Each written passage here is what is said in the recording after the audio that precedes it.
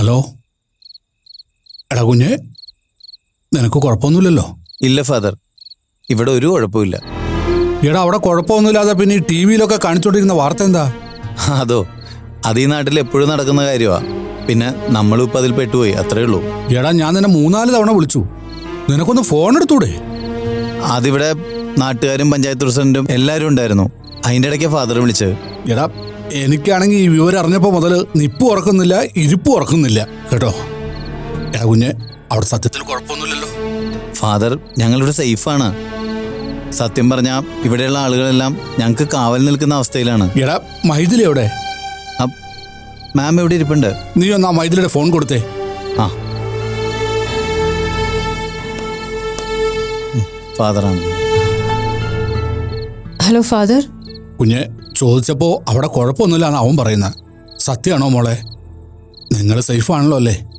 ഇവിടെ ഇതുവരെ വേറെ കുഴപ്പമൊന്നുമില്ല ഫാദർ. ആന ഇറങ്ങിയത് ഇവിടെ അടുത്തല്ല, കുറച്ച് അപ്പുറത്താ. പക്ഷെ അതിന്റെ രീതികൾ ആർക്കും പ്രവചിക്കാൻ പറ്റാത്തോണ്ട് എല്ലാരും ടെൻഷനില്ലാന്നേ ഉള്ളൂ. ഒന്നും വരില്ല. എനിക്കിവിടെ ഇരുന്ന് കർത്താവിനോട് പ്രാർത്ഥിക്കാനല്ലേ പറ്റൂ. അവിടുത്തെ ആളുകൾ എന്താണോ പറയുന്നത് അത് നിങ്ങൾ അനുസരിക്കുക. ദേ, നിങ്ങളായിട്ടൊരു എടുത്തുകാട്ടത്തിനൊന്നും നിൽക്കരുത്. ഇല്ല ഫാദർ, പക്ഷെ തിരിച്ചു പോരാൻ പറ്റാത്തതിൽ ഞങ്ങൾക്ക് നല്ല വിഷമമുണ്ട്. അതിനിപ്പോ പറഞ്ഞിട്ടെന്താ? ഒരപകടം മുന്നിൽ വരുമ്പോ നമ്മുടെ ചില കാര്യങ്ങൾ മാറ്റിവെച്ചല്ലേ പറ്റൂ. എന്തായാലും നിങ്ങൾ സമാധാനമായിട്ടിരിക്കെ. അപ്പൊ കുഞ്ഞെ, ഫോൺ ഒന്ന് അവന്റെ കയ്യിൽ കൊടുത്തേ. ആ ഫാദർ. ഡാ, നീ കൂടെ ഒന്ന് തന്നെ വിളിച്ചോണ്ടിരിക്കണം. അല്ലെങ്കിൽ വേണ്ട, ഞാൻ വിളിക്കുമ്പോൾ ഫോൺ എടുക്കാനുള്ള മനസ്സ് കാണിച്ചാൽ മതി. ഞാൻ വിളിച്ചോളാം ഫാദർ. പിന്നെ ഫാദർ, അത്യാവശ്യമായിട്ടൊരു കാര്യം ചെയ്യണം. എന്താ? ഞാൻ ഇത് പറയാൻ വേണ്ടി പലതവണ സ്നേഹയെ വിളിച്ചു, പക്ഷെ സ്നേഹ ഫോൺ എടുത്തില്ല. ഞങ്ങൾ ചെറിയൊരു പിണക്കത്തിലായിരുന്നു. ഞാനിങ്ങോട്ട് പോകുന്നത് ഇഷ്ടപ്പെടാത്തത് കൊണ്ട്. ഓ, അതിന്റെ ചൂട് ഞാനും കുറച്ച് അറിഞ്ഞാടാ കുഞ്ഞെ. ഫാദർ എന്തായാലും അവിടം വരെ ഒന്ന് പോണം. ഓൺലൈനിൽ ഈ വാർത്ത കാണുകയാണെങ്കിലേ അവൾ വെറുതെ ടെൻഷനാവും. ഓ, ഞാനിപ്പോൾ തന്നെ അങ്ങോട്ട് ഇറങ്ങിയേക്കാം. അതിനെക്കുറിച്ച് ഓർത്ത് നീ ടെൻഷനാവണ്ട. ഡാ, പിന്നെ എവിടെ ചെന്നാലും നിന്റെ ഒരു എടുത്തിയാട്ടം ഉണ്ട്, അത് നീ ഒന്ന് ശ്രദ്ധിച്ചോണം. ഓ, ഞാൻ ഈ കാട്ടാനയുടെ മുമ്പിലേക്ക് എടുത്തിയാടിയിട്ട് എന്ത് ചെയ്യാനാ ഫാദർ? ഓ, മതി നിന്റെ കഥാപ്രസംഗം. നീ ഫോൺ വെച്ചോ. ശരി ഫാദർ. ഞാൻ സ്നേഹയോടൊന്ന് പറയാൻ പറഞ്ഞതാ, അല്ലെങ്കിൽ അയാൾ വേറെ എന്തെങ്കിലുമൊക്കെ ചിന്തിച്ചേനെ. സ്നേഹം വല്ലാത്തൊരു ആശ്വാസമാണ്. ചില നേരത്ത് ഇതിനേക്കാൾ അപകടകരമായിട്ട് വേറൊരു കാര്യമില്ല.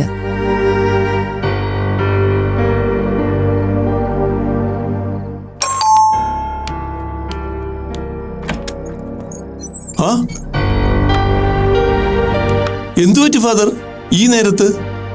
താൻ സ്നേഹ ഒന്ന് വിളിച്ചേ. സ്നേഹ, ഫാദർ വരൂ.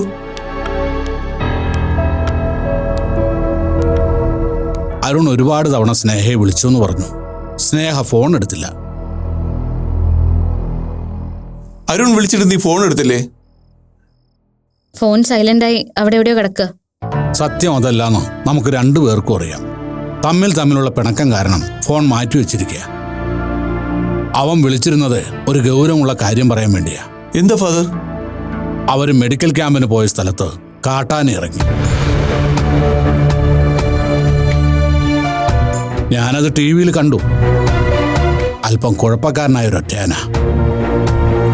സത്യം പറഞ്ഞ അരുണും മൈഥിലിയൊക്കെ ക്യാമ്പിൽ തന്നെ പെട്ടിരിക്കുക. കുഴപ്പമെന്തെങ്കിലും? കുഴപ്പമൊന്നുമില്ലെന്നാണ് അവൻ എന്നോട് പറഞ്ഞത്. അവർ നിൽക്കുന്നതിൻ്റെ കുറച്ച് താഴെയായിട്ടാണ് കാട്ടാൻ ഇറങ്ങിയത്. മാത്രമല്ല, അവർക്ക് ചുറ്റും നാട്ടുകാരൊക്കെ ഉണ്ട്. സ്നേഹ ഈ വാർത്തയോ മറ്റോ കണ്ട് പരിഭ്രമിക്കേണ്ടെന്ന് കരുതി എന്നോട് നേരിട്ട് വന്നൊന്ന് വിവരം പറയാൻ പറഞ്ഞയച്ചതാ. വിഷമിക്കേണ്ട മോളെ, മോള് വേണമെങ്കിൽ അവനൊന്ന് വിളിക്കേ. ഞാൻ വിളിക്കുന്നില്ല. ഈ നേരത്താണോ വാശിയും വൈരാഗ്യം കാണിക്കുന്നത്? ഒന്ന് വിളിച്ച് സംസാരിച്ചാൽ എന്താ നിനക്ക്? ഞാൻ വിളിച്ചോളാം. ടെൻഷനിൽ നിൽക്കുന്ന ഒരാളെ ഞാൻ കൂടുതൽ ബുദ്ധിമുട്ടിക്കണ്ടെന്ന് കരുതിയിട്ടാ. എന്താ മോളെ ഇത്? ഇത്തരം ഘട്ടങ്ങളിലല്ലേ എല്ലാ വിഷമങ്ങളും മാറ്റിവെച്ച് പരസ്പരം മനസ്സിലാക്കേണ്ടത്. ഞാൻ വിളിച്ചോളാം ഫാദർ. എന്നാ ചെന്ന് ഇപ്പൊ തന്നെ വിളിക്കേ. ചെല്ലു മോളെ.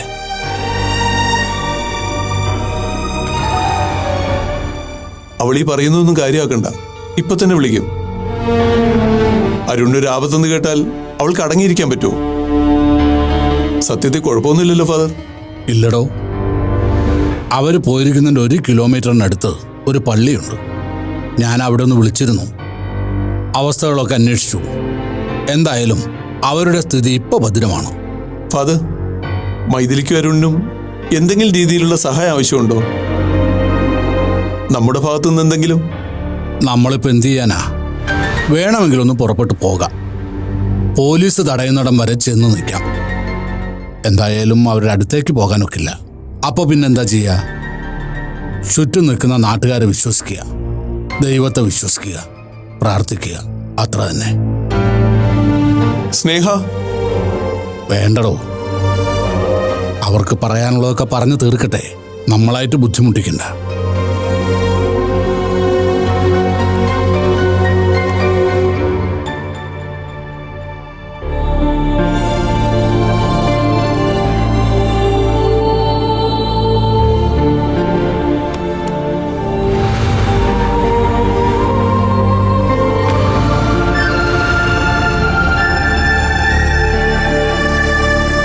എന്റെ ഡോക്ടറെ, ഞങ്ങളൊക്കെ അടച്ചുറപ്പില്ലാത്ത വീട്ടിലാ കിടക്കുന്നേ. കാട്ടാനെ ഇറങ്ങിയ ചവിട്ടിക്കുട്ടി ഇല്ലാതാക്കും. ആന ഇറങ്ങുന്ന ദിവസം ഞങ്ങൾ എല്ലാവരും കൂടി ഇങ്ങോട്ടാ വന്നിരിക്കുന്നേ. എന്നാലും ഇത്രയും നല്ലൊരു കാര്യത്തിന് വന്നിട്ട് ഡോക്ടർ വന്ന ദിവസം തന്നെ ഈ ഒറ്റാൻ ഇറങ്ങാൻ തോന്നിയല്ലോ. വീട്ടിൽ പോകാൻ പറ്റാത്തതുകൊണ്ട് ഡോക്ടർക്ക് വിഷമം ഉണ്ടാവുമല്ലേ? ഉണ്ട്. ഇങ്ങനൊന്നും പ്രതീക്ഷിച്ചില്ലല്ലോ. ഡോക്ടറെ, ഇങ്ങോട്ടത് കയറി വരാറില്ല. ഇനി അഥവാ വന്നാ തന്നെ ഞങ്ങളൊക്കെ ചത്തു തീർന്നിട്ടല്ലാതെ ഡോക്ടർക്ക് ഒന്നും സംഭവിക്കില്ല കേട്ടോ. ഇനി അതൊന്നും പറഞ്ഞിട്ട് കാര്യമില്ലല്ലോ.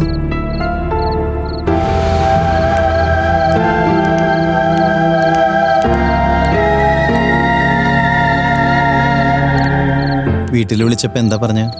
ഞാൻ സാരംഗിനോട് കാര്യം പറഞ്ഞു. മക്കളോട് സംസാരിച്ചു തുടങ്ങിയ അവര് കരയും. അപ്പൊ എന്റെ ടെൻഷൻ കൂടുകയുള്ളൂ. അതുകൊണ്ട് അവരോട് പറഞ്ഞില്ല.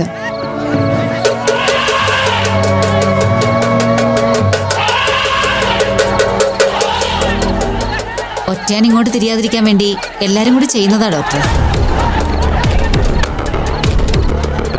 ഇനിയിപ്പോ യാത്രയുടെ കാര്യം ഡോക്ടർ ചിന്തിക്കാതിരിക്കുന്നതാ നല്ലത്. അത് സാരമില്ല, വേറെ അപകടമൊന്നും ഉണ്ടാക്കിയില്ലല്ലോ. അങ്ങനെ എല്ലാ ദിവസവും അപകടമൊന്നും ഉണ്ടാക്കില്ല. പക്ഷെ വന്ന് നിൽക്കുന്ന ഒരു നിപ്പ് കണ്ട എത്ര ചങ്കൂറ്റുള്ളവനായാലും അവന്റെ നില കണ്ടങ്ങ് പേടിച്ചു പോവും. ഞങ്ങളൊക്കെ ഇവിടെ തന്നെ ഉണ്ട് ഡോക്ടറെ. ഇനിയിപ്പോ ഞങ്ങളൊന്നും വീട്ടിലേക്ക് പോകുന്നില്ല. അല്ല, അപ്പോ നിങ്ങളുടെ വീട്ടിലവർക്ക് പേടിയൊന്നും ഉണ്ടാവില്ലേ? ഓരോ ഭാഗത്തും ഇങ്ങനെ ആൾക്കൂട്ടം ഉണ്ടാവും പരസ്പരം രക്ഷിക്കാൻ. അല്ലാതെ വേറെന്ത് ചെയ്യാനാ? രണ്ടുപേരും വീട്ടിലേക്ക് വിളിച്ചു പറഞ്ഞല്ലോ അല്ലേ? പറഞ്ഞു. ഞങ്ങൾ വല്ലതും ചെയ്യേണ്ടതുണ്ടോ? അല്ല, വീട്ടിൽ വല്ല അത്യാവശ്യം ഉണ്ടെങ്കിൽ അടിവാരത്തുനിന്ന് ആളെ അയക്കാൻ പറ്റും. അതിന്റെ ഒന്നും ആവശ്യമില്ല. എന്നാ പിന്നെ നിങ്ങളിരിക്കെ. ദാമു, മാഡത്തിനെ നോയിക്കോണം കേട്ടോ. ഞങ്ങൾ അപ്പുറത്തുണ്ടാവും.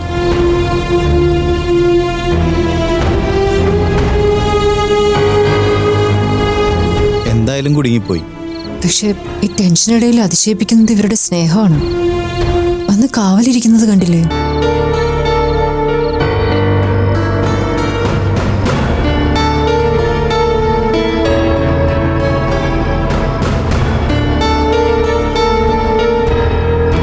എന്താടാ?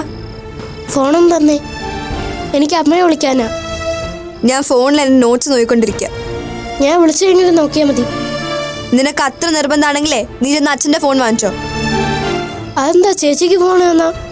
ചേച്ചി അമ്മയെ വിളിച്ചോ? ഞാൻ വിളിച്ചില്ല. അതെന്താ വിളിക്കാതിരുന്നേ? അമ്മ പോയ സ്ഥലത്ത് എന്തോ അപകടം എന്താന്ന് അറിഞ്ഞില്ലേ? എന്നിട്ടെന്താ വിളിക്കാതിരുന്നേ? എന്ത് അപകടം? അമ്മ ഇന്ന് വരില്ല, അത്ര തന്നെ. ചേച്ചി ഫോണൊന്ന് തന്നേ. അമ്മയോട് സംസാരിച്ചില്ലെങ്കിൽ എനിക്ക് സമാധാനം കിട്ടില്ല. നിനക്ക് സമാധാനം കിട്ടില്ലേ? കിട്ടണ്ട. ഫോൺ തരാനല്ലേ പറഞ്ഞു? എടാ യദു, നീ ഫോൺ താ. കളിക്കരുത് യദു. ഫോൺ താ. ഫോൺ തരാൻ ഞാൻ പറഞ്ഞു. കളിക്കല്ലേ? എന്താ ഇവിടെ? എനിക്ക് അമ്മയെ വിളിക്കണമെന്ന് പറഞ്ഞിട്ട് ഫോൺ തരുന്നില്ല. ഇവൻ വിളിച്ചിട്ട് ഇപ്പൊ എന്തിനാച്ചാ? ഇനി ഇവൻ വിളിച്ചിട്ടല്ലേ ഇറങ്ങിയാണ് തിരിച്ചു വരാൻ പോകുന്നേ?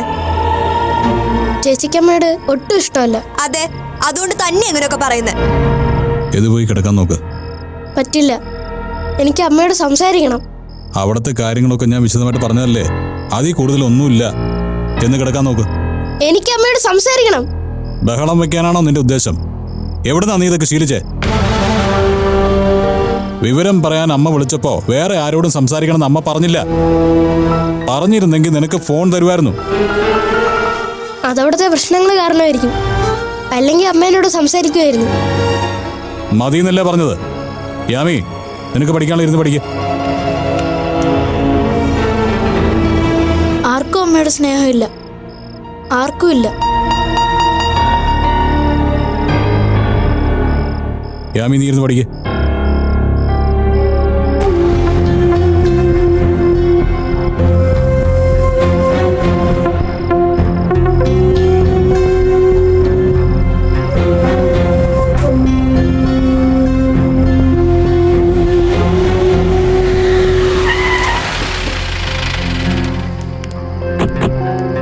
മൈഥിലി മാം അകത്തുണ്ട് സാർ.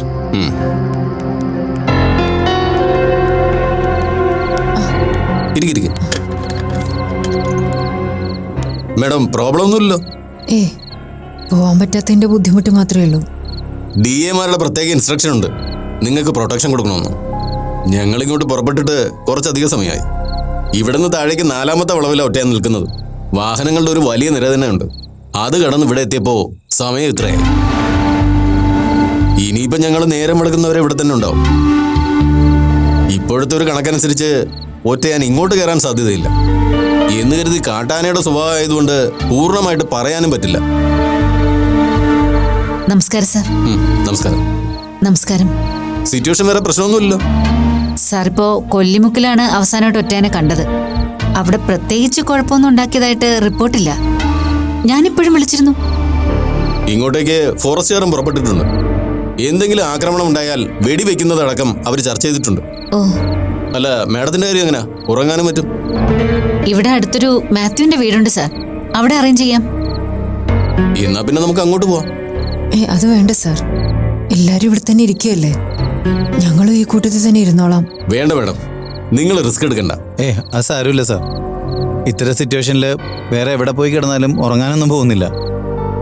ഇവിടെ എല്ലാവരും ഉറക്കമുളക്കല്ലേ, ഞങ്ങൾ അവരൊപ്പം കൂടിക്കോളാം. എന്നാ പിന്നെ ഞങ്ങളെന്ത് പറയാനാ? ഇതൊക്കെ ഒരു അനുഭവമാണ്, ഞങ്ങൾക്ക് തീരെ പരിചിതമല്ലാത്തൊന്ന്. ചിലപ്പോ ഇവരുടെയൊക്കെ ബുദ്ധിമുട്ടുകൾ നേരിട്ട് അറിയാൻ വേണ്ടിയായിരിക്കും ഇന്നത്തെ ദിവസം ഇങ്ങനെ ആയിപ്പോയത്. മാഡം, മാത്യൂസിന്റെ വീട്ടിൽ അത്യാവശ്യ സൗകര്യങ്ങളൊക്കെ ഉണ്ട്. അവർക്ക് യാതൊരു ബുദ്ധിമുട്ടുമില്ല. അയ്യോ, അത്തരം കാര്യങ്ങളൊന്നും ഓർത്തിട്ടല്ല. ഇന്നെന്തായാലും ഇങ്ങനെ പോട്ടെ. ഉറങ്ങണമെന്ന് തോന്നിയാ ഞങ്ങളിവിടെ ഈ കസേരയിലിരുന്ന് ഉറങ്ങിക്കോളാം, അല്ലേ അരുൺ? അതിനെന്താ? എന്നാ പിന്നെ ഞാൻ ആരെങ്കിലും വിട്ട് കുറച്ച് കട്ടൻ ചായയും രാത്രി എന്തെങ്കിലും കഴിക്കാനും മേടിപ്പിക്കാം. ഈ ഒരു ഒറ്റന്റെ കാര്യത്തില് ഞങ്ങളൊരു സ്ഥിരം പരിഹാരം തേടി അലയാത്ത സ്ഥലങ്ങളില്ല. ഫോറസ്റ്റ് ഓഫീസിന് മുമ്പില് കുത്തിയിരിപ്പ് സമരം നടത്തി, MLA വഴിയിൽ തടഞ്ഞു നോക്കി. പക്ഷെ പറഞ്ഞിട്ടെന്താ, ചില കാര്യങ്ങൾ മുറ പോലെയല്ലേ നടക്കൂ. കൃഷ്ണ, മാഡത്തിന്റെ കൂടെ തന്നെ ഉണ്ടാവണം. പ്രസിഡന്റ് വരും.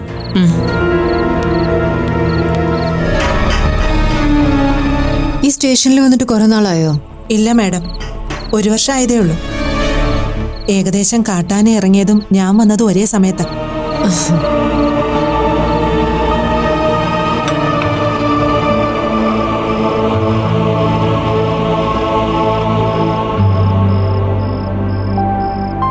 എല്ലാരും എന്ത് ചെയ്യാ സുമേ? മുറിയിലുണ്ട്. യദുമോൻ നല്ല കരച്ചിലായിരുന്നു. എന്തുപറ്റി? നിങ്ങളെന്താ ഈ സമയത്ത്? മൈഥിലിയുടെ കാര്യങ്ങൾ അറിഞ്ഞപ്പോൾ ഇയാൾക്ക് നിർബന്ധം ഒന്ന് ഇവിടം വരെ വരണമെന്ന്. പിന്നെന്തെങ്കിലും അറിഞ്ഞായിരുന്നോ സാരംഗ്? വേറെ പ്രത്യേകിച്ച് എന്താ, അയാൾ അവിടെ സേഫാണെന്ന് പറഞ്ഞു. സാരംഗ് പിന്നെ അങ്ങോട്ട് വിളിച്ചില്ലേ? വിളിച്ചില്ല അല്ലേ? വൈരാഗ്യം കാണിക്കാൻ പറ്റിയ സമയമാണോ?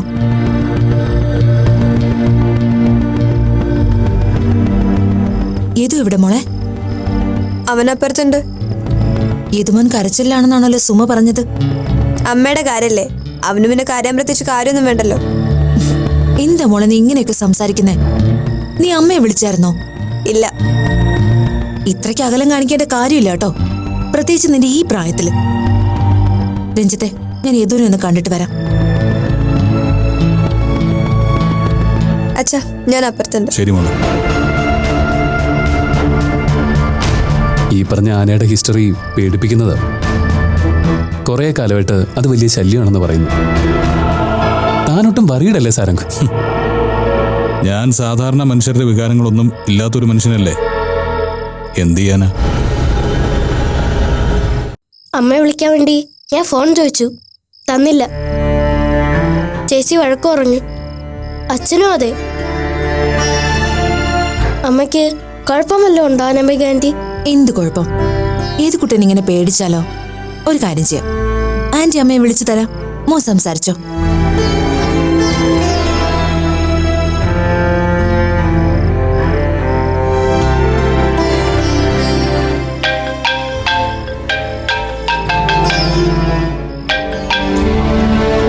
ഹലോ അനാമിക. എടൂ, ഞാൻ തന്റെ വീട്ടിലാ. യദുകുട്ടൻ അടുത്തുണ്ട്. ആള് നല്ല കരച്ചില്ല. താനൊന്ന് സംസാരിച്ചേ. സംസാരിച്ചോ. അമ്മേ അമ്മേ, എന്താടാ? അമ്മയ്ക്ക് കുഴപ്പമൊന്നുമില്ലല്ലോ? ഏയ്, അമ്മയ്ക്ക് ഇവിടെ ഒരു കുഴപ്പമില്ല. അമ്മ അച്ഛനോട് പറഞ്ഞിരുന്നല്ലോ. അമ്മ എന്താ എന്നെ വിളിക്കാത്തെ? ഞാൻ പേടിച്ചുപോയി. സോറിടാ, ഇവിടുത്തെ ഈ തിരക്കും ബഹളവും കാരണം അമ്മയ്ക്ക് വിളിക്കാൻ പറ്റിയില്ല. സോറി ട്ടോ. ഒരുപാട് കരഞ്ഞോ മോൻ? അമ്മയെ വിളിക്കാൻ വേണ്ടി ഫോൺ എടുത്തപ്പോ ചേച്ചി വഴക്ക് പറഞ്ഞു. അച്ഛനും സമ്മതിച്ചില്ല. അത് മോൻ വെറുതെ വിഷമിക്കണ്ടെന്ന് വിചാരിച്ചിട്ടാവും, അല്ലാതെ വഴക്കായിട്ടൊന്നുമല്ല. അല്ല, പിണക്കത്തിൽ തന്നെയാ. മോൻ അതൊന്നും ചിന്തിക്കണ്ട. മോൻ കിടന്നുറങ്ങിക്കോ. അമ്മയ്ക്കിനി എന്തായാലും നാളെ രാവിലെ വരാൻ പറ്റൂ. നാളെ രാവിലെ അമ്മ നേരത്തെ എത്തിക്കോളാം. എന്നിട്ട് അമ്മ യദുക്കുട്ടിന്റെ അടുത്ത് തന്നെ ഉണ്ടാവും. ശരിക്കും അമ്മയ്ക്ക് കുഴപ്പമൊന്നും ഇല്ലല്ലോ? ഇല്ലടാ, അമ്മയ്ക്ക് എന്ത് വരാനാ? അമ്മയ്ക്ക് യദുക്കുട്ടിന്റെ പ്രാർത്ഥനയില്ലേ? അമ്മയ്ക്കൊന്നും വരില്ല. ദേ, ഇനി അവിടെ കിടന്ന് കരയാനൊന്നും പാടില്ല. ഭക്ഷണം കഴിച്ചോ? കഴിച്ചു. എന്നാ യദുമോൻ ഒറ്റ ഒരു ഉറക്കം ഉറങ്ങിക്കോ. എഴുന്നേൽക്കുമ്പോ അമ്മ അടുത്തുണ്ടാവും കേട്ടോ. വിഷമം മാറിയെങ്കിൽ അനാമിക ആന്റിയുടെ കയ്യിൽ ഫോൺ കൊടുക്ക്. ഐ ലവ് യു അമ്മ. ലവ് യുടെ ചക്കരെ. ഉറങ്ങണേ.